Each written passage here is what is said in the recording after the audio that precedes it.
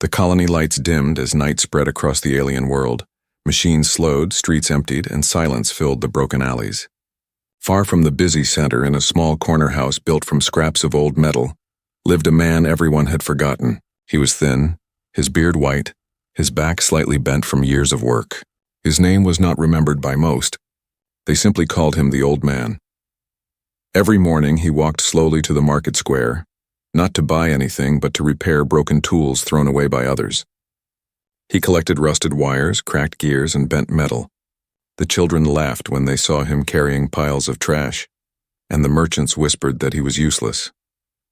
But the old man kept working, fixing one thing at a time, never asking for payment. Inside his lonely home, the shelves were stacked with strange devices, old radios, broken lanterns, small machines that still hummed weakly with power. He had once been an engineer back on Earth, long before fate had left him stranded here. But no one cared anymore.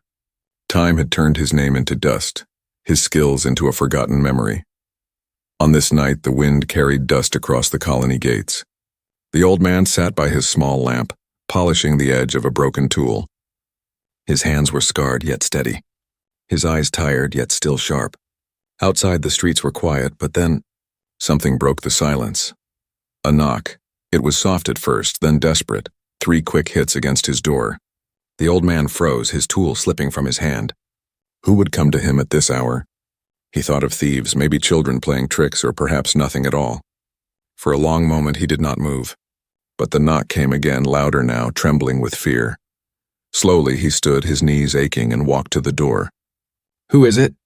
he asked, his voice rough from years of silence. No answer came, only a faint sound like someone breathing heavily, struggling. He unlatched the metal lock and pulled the door open. There, in the dim glow of the street lamp, stood a woman. Not human. Her skin carried a soft shimmer of silver blue, her hair tangled with dust and her eyes wide with terror. She was young, but her face was marked with exhaustion, and before he could speak, her knees gave way and she collapsed at his feet. "Please." Her voice cracked as tears slid down her cheek. "Please help me." The old man's breath caught in his throat. Never in all these years had an alien woman come to him begging. He had been ignored, mocked, treated as invisible. And now, here she was, trembling, clutching at the edge of his old cloak as if her life depended on it. He bent down, his hand shaking as he touched her arm. Her skin was cold, her pulse faint but steady. There were marks on her wrists as if she had been bound, and a cut ran across her forehead, bleeding lightly. She tried to speak again, but her voice failed. The old man looked left and right into the empty street. No one was there. The colony slept, unaware of the strange scene at his door. He hesitated only a moment before lifting her gently. His back screamed with pain, but he carried her inside and laid her on the small bed in the corner. The woman gripped his hand weakly. "Don't let them take me," she whispered, her words broken, her eyes full of fear. Then she fainted, her body limp. The old man sat beside her, confused and restless. His heart beat faster than it had in years. Who was she? What danger followed her? And why had she chosen him, a forgotten man no one cared about? He looked at her face in the dim light, the shimmer of her skin, the strange beauty of her alien features. He could not explain it, but something stirred inside him. For the first time in a long time, he felt needed. Outside, the wind howled against the metal walls. The night was heavy, and shadows moved in the distance near the colony gates. The old man closed his door tight, knowing that whatever storm had brought this woman to him was only just beginning. The old man did not sleep that night. He sat on the wooden chair near the bed, his lamp flickering, his eyes never leaving the alien woman who lay unconscious. Sometimes she stirred. Sometimes she whispered words he could not understand. When the first light of dawn crept through the cracks in the metal wall, she woke with a sharp gasp, her body trembling, her eyes darting around the small room like a frightened bird. When she saw the old man, she tried to sit up, but her strength betrayed her and she fell back. He hurried forward, placing a cup of water in her hands. She drank like she had crossed a desert for days, then wiped her lips and finally spoke, her voice weak but desperate. "They are hunting me, please. Don't let them find me." Her words were plain, yet they struck him like a blade. The old man frowned, his wrinkled hands gripping the edge of the bed. "Who is hunting you?" he asked, but she shook her head violently, her tangled silver-blue hair falling across her face. "No time, no questions, only hide me." "Please." she whispered, her eyes glistening with tears. She grabbed his sleeve with surprising strength. Her nails digging into his skin, he wanted to pull away, to tell her she had chosen the wrong house, that he was no hero, just a forgotten man living among scraps. Yet he could not ignore the way her voice cracked when she begged. She reminded him of something long buried, the memory of his daughter back on Earth, crying the same way when storms had shaken their home. His chest ached as he remembered. He shook his head and forced the thought away. The alien woman leaned closer, her breathing fast. "If they find me, they will kill me, and if they kill me, many others will die too," she said, her words shaking but steady in meaning. The old man froze, his heart pounding. What could she mean? He looked into her eyes and saw a secret burning there, something she wanted to tell but dared not. His instincts told him she carried more than just fear. She carried something powerful, something dangerous, and now it was under his roof. Outside, the colony was waking. Footsteps echoed in the distance. Carts rolled across the stone streets. Voices rose in the market square, but closer, near the edge of his house. He heard boots, heavy boots, marching. His heart jumped. She heard them too, and she clutched his arm tighter, her lips trembling. "They are here," she mouthed without sound. The old man quickly pulled her up, his back straining as he half-dragged, half-guided her to the storage corner of his shack. Behind the shelves of broken machines was a hollow space he had built years ago to keep his last valuables safe. He opened the panel, pushed her inside, and covered it with metal sheets. She looked at him from the shadows, her face pale, her eyes filled with pleading, and whispered, "If you save me today, I will tell you the truth." Then silence. He turned just as a loud knock shook his door, the same sound as last night but stronger, heavier, demanding. The old man's breath caught in his throat. He wiped the sweat from his brow and slowly opened the door. 3 armored figures stood there, tall aliens with glowing visors and weapons strapped across their chests. One stepped forward, his voice cold and sharp. "Old man, have you seen a woman, silver skin, wounded? She escaped through this sector." The old man's knees shook, but he straightened himself. "No," he answered firmly, his voice steady despite the storm inside him. The alien narrowed his eyes, studying him. Silence stretched between them. Then he pushed past the old man. Searching the small room, they overturned his shelves, scattered his tools, smashed one of his radios. Each sound made the old man's chest burn, but he kept his face calm, his hands behind his back so they would not see them tremble. After a long, tense moment, the aliens found nothing. They cursed and left, slamming the door behind them. The old man locked it quickly. His chest heaving, he leaned against the wall, his knees almost giving way. From behind the shelves, he heard the faintest whisper, "Thank you." He turned and saw the alien woman crawl out. Her eyes wet with relief, she fell to her knees before him, pressing her forehead to the ground. "You saved me, when no one else would," she whispered, her voice breaking. The old man stood frozen, his throat tight. For the first time in years, someone had looked at him not with disgust, not with laughter, but with gratitude. And in that moment, he knew his life had changed forever. The morning stretched into noon, but the old man could not rest. His hands trembled as he tried to fix a broken lantern, yet his eyes kept going back to the alien woman sitting quietly in the corner of his shack, her silver-blue skin still pale from exhaustion, her clothes torn, her wrists marked with red scars where bindings had once been. She did not speak at first, only watched him with wide eyes as though measuring if she could truly trust him. Finally, when the silence became too heavy, she whispered, "You wonder why they want me?" Her voice soft but cutting through the air like a blade. The old man paused, his fingers stilling on the lantern. He did not answer, but his gaze told her yes. She took a deep breath, pressing her trembling hands together, and then slowly pulled out a small device from the folds of her torn cloak. It looked ordinary at first, a flat piece of metal no larger than a man's hand. Its surface cracked and dull, but when her fingers brushed across it, faint lines glowed with a light that was not of this world. The old man felt his chest tighten. He had built machines all his life. He had seen many strange devices, but nothing like this.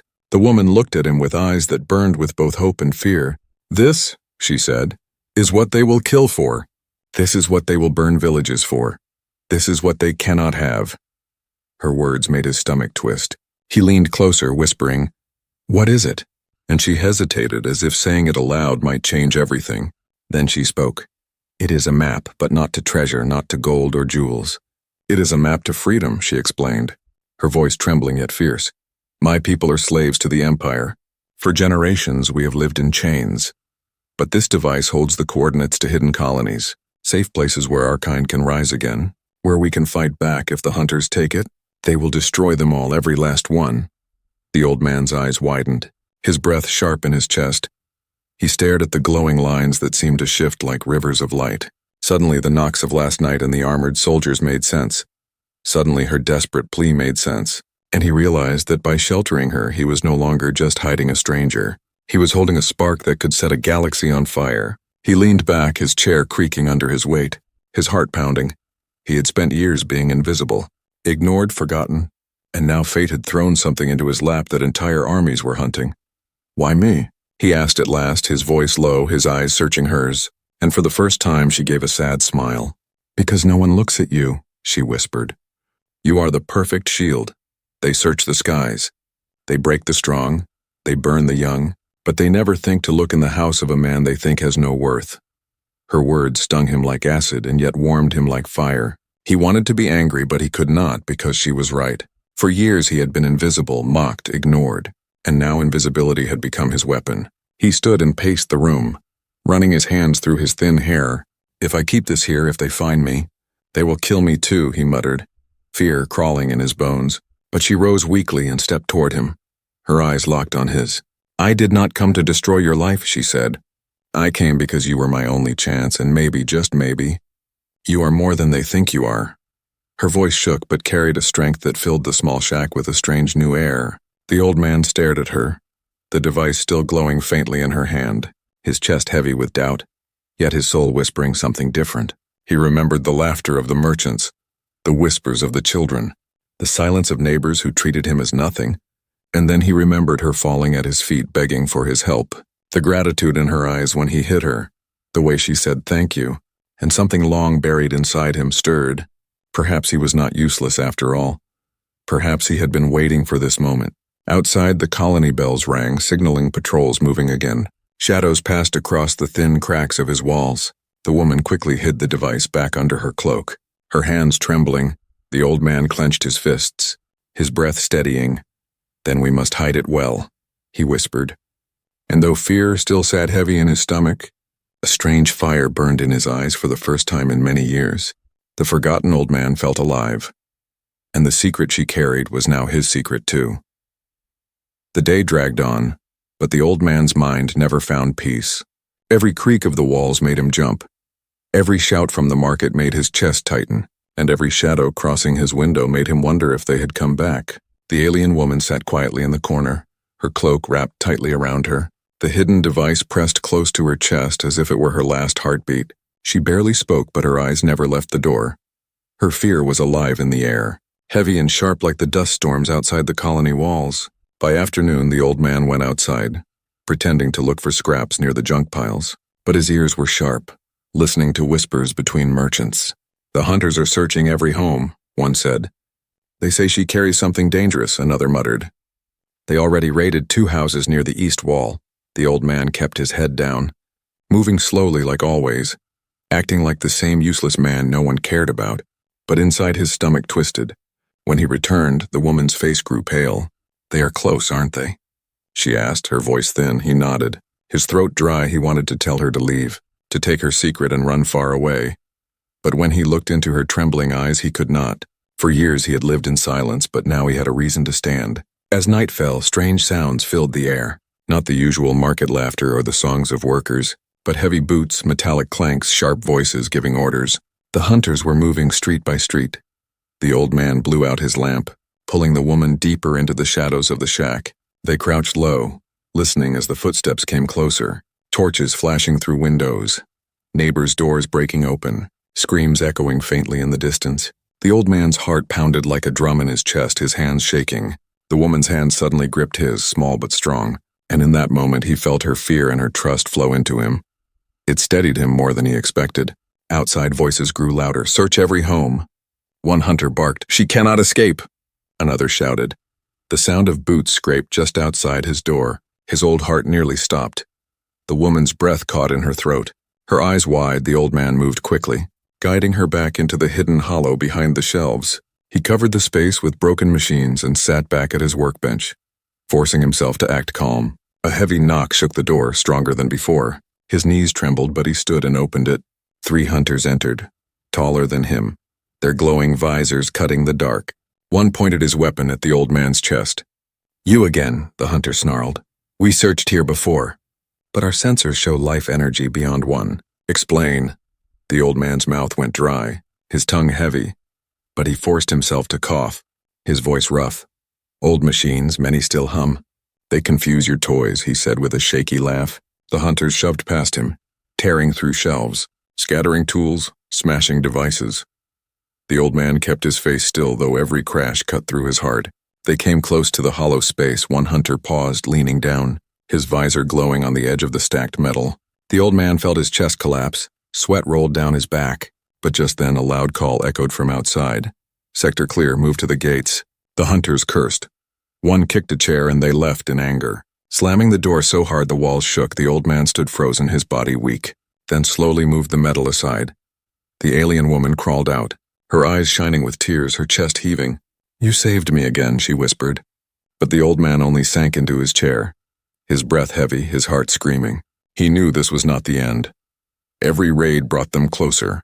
Every shadow pressed harder against his walls. Sooner or later the hunters would not leave, and the old man realized that his quiet life was gone forever. The shadows were closing in, and he was standing at the center of a storm. The night was heavy, the air thick with dust and tension. The old man sat at his workbench, staring at his trembling hands while the alien woman paced the small shack, her silver-blue skin glowing faintly in the lamplight. She looked restless, ready to collapse, but still moving, her fear filling the room like smoke. Outside, the colony had grown quiet again, yet he knew it was only the quiet of hunters waiting in the dark. He could almost feel their eyes watching the streets, their boots ready to strike at his door again. His heart ached as he thought of the life he once had. The quiet mornings fixing scraps, the lonely evenings repairing broken radios, the comfort of being invisible but that life was gone, shattered the moment she knocked. Now he faced a choice he had avoided his whole life, to remain silent and safe or to stand up and risk everything. His chest burned as he thought of it.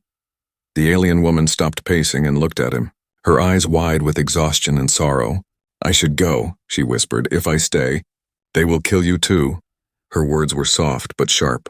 He shook his head slowly. "If you leave, they will catch you. If they catch you, your people will be lost, your map destroyed, and I will still be nothing." His voice was rough but steady. She stared at him as if seeing him truly for the first time. "Why do you care?" she asked, her voice trembling. "You don't know me. You owe me nothing." The old man leaned forward, his eyes blazing with a fire he thought was long dead. "Because I know what it feels like to be forgotten, to be called worthless, to have no one believe in you, and I will not let them do to you what they did to me." His words struck her. She gasped softly, her lips parting as tears welled in her eyes. For a long moment silence stretched between them, only the wind outside groaning through the cracks. Then the old man stood, his back stiff but his spirit firm. He reached under his workbench and pulled out an old case wrapped in cloth. His hand shook as he unwrapped it, revealing tools and pieces of metal that gleamed faintly. Relics of his past. "What is that?"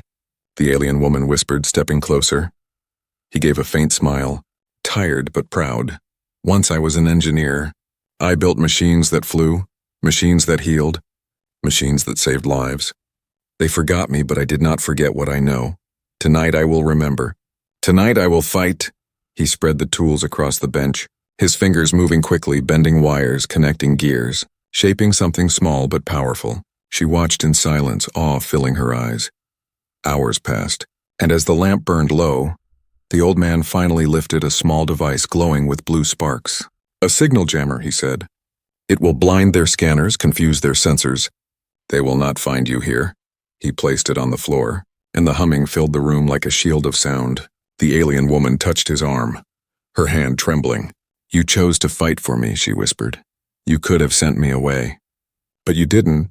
The old man looked at her, his eyes heavy but filled with something bright.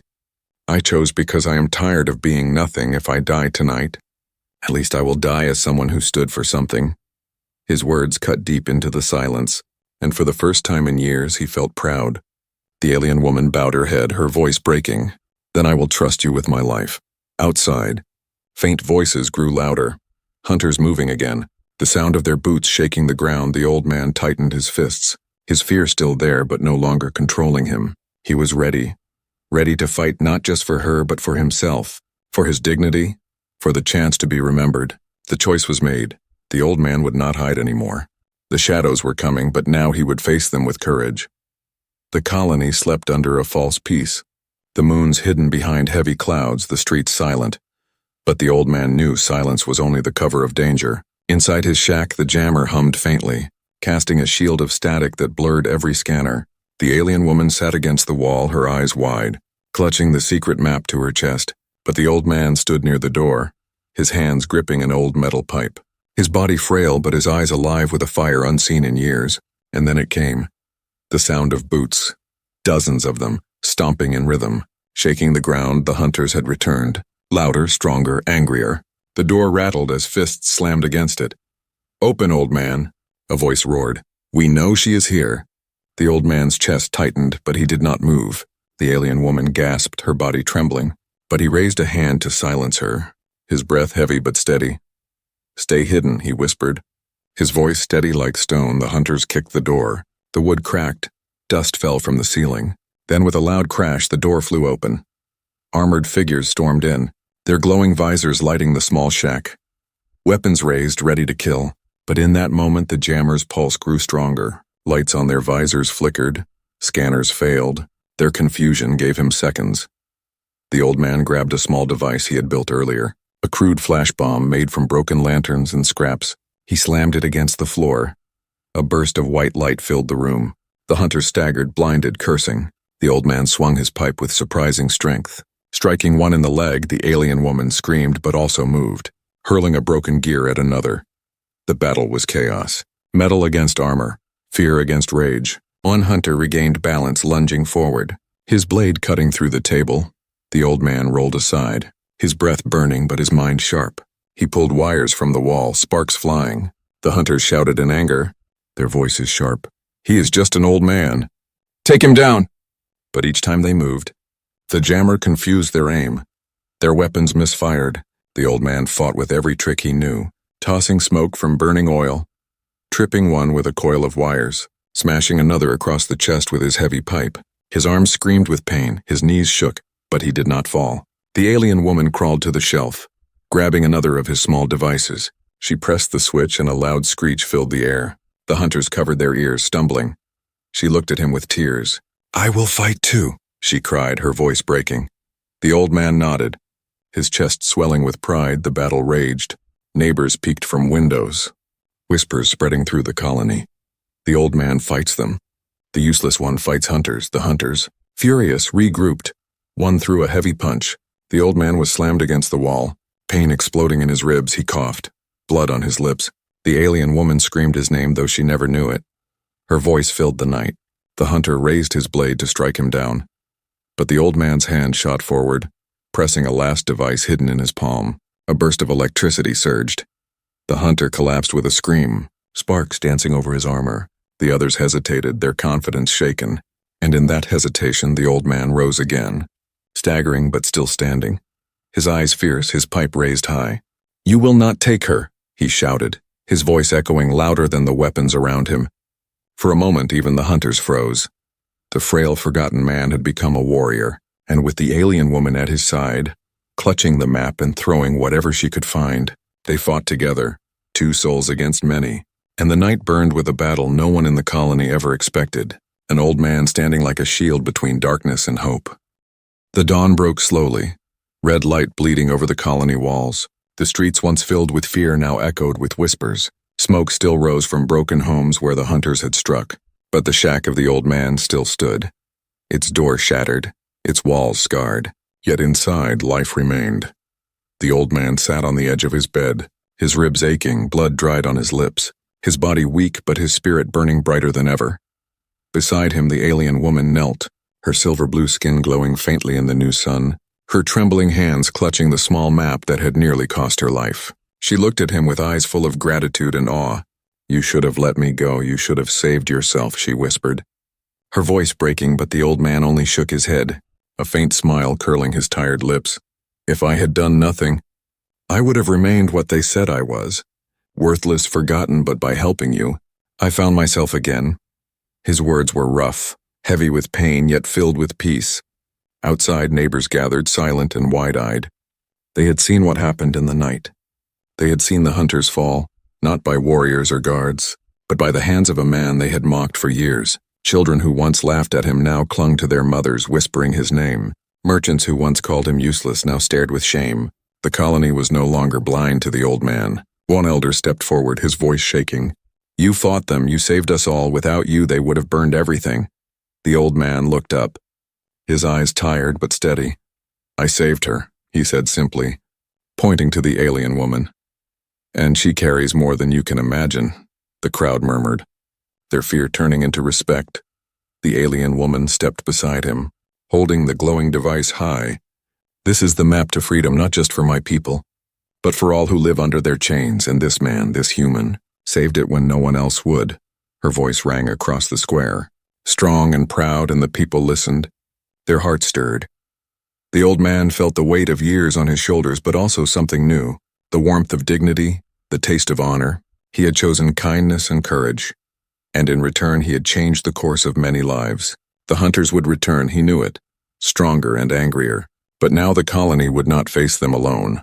They had seen what one forgotten man could do, and they would remember. The alien woman turned to him, her eyes shining with tears. She dropped to her knees before him, her forehead touching the ground. "You are not forgotten, you are my savior, and in the stories of my people your name will live forever." Her words cut through the last chains of his loneliness. The old man's throat tightened, his eyes wet. He reached out and lifted her gently, his voice soft but firm. "Then let the story say not that I was a hero, but that I was kind." And as the sun rose higher, lighting the colony with gold, the whispers grew into voices, the voices into shouts, the shouts into songs of his name. The forgotten old man who had chosen to help, the old man who had stood against the hunters, the old man whose kindness had changed everything. And though his body was frail, his legacy had just begun. For kindness had turned into courage, and courage had turned into legend.